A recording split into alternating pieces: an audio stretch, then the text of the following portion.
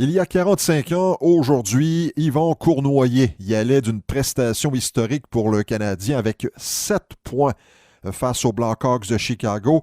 Et il avait établi, il avait égalé un record d'équipe pour les buts en avantage numérique en une période.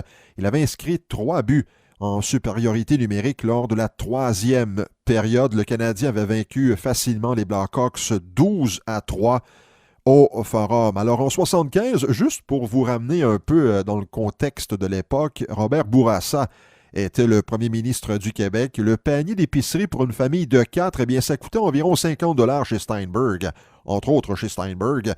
Claude Dubois, Michel Thor, Robert Charlebois, Harmonium, bon, ça retenait l'attention là du côté des amateurs de musique du Québec. Et le Canadien était toujours un incontournable dans le monde médiatique. Et en cette soirée du 15 février 1975, les amateurs du tricolore avaient quitté le forum avec le sourire aux lèvres. Yvan Cournoyer avait mené les siens à la victoire, une raclée de 12-3, comme je l'ai mentionné, face aux Blackhawks de Chicago. Il était surnommé Roadrunner, bien sûr, Yvan Cournoyer, pour sa grande rapidité. Il avait également ajouté 2 mentions d'assistance pour un total de 7 points, 5 buts pour Yvan Cournoyer. Il est bon de souligner aussi que l'attaque à 5 avait fonctionné à plein régime, mis à part les 3 buts de Cournoyer. Serge Savard et Doug Risebrough avaient aussi fait scintiller la lumière rouge en avantage numérique.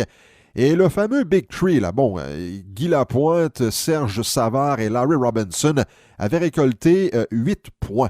12 joueurs du Canadien s'étaient inscrits à la feuille de pointage.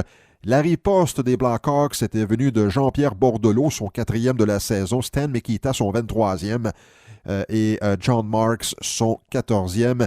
Dick Redmond avait récolté 2 mentions d'assistance. Michel Bonnet-Larocque était dans le filet ce soir-là pour le Canadien. On avait donné congé à Ken Dryden et Larocque avait repoussé 24 des 27 lancés en sa direction.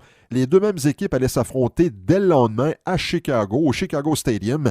Le Canadien avait remporté également ce match et Yvan Cournoyer, encore lui, avait ouvert la marque avec son 24e de la campagne. À ce stade de la saison 74-75, la troupe de Scotty Bowman n'avait encaissé que 9 défaites et n'allait en échapper que 5 autres. Le reste du calendrier régulier, il faut dire cependant que le Canadien avait toute une équipe à cette époque. Alors oui, en ce 15 février 75, il y a 45 ans aujourd'hui, Yvan Cournoyer de Roadrunner inscrivait 7 points, dont 5 buts, dans une écrasante victoire de 12-3 du tricolore contre les Blackhawks de Chicago.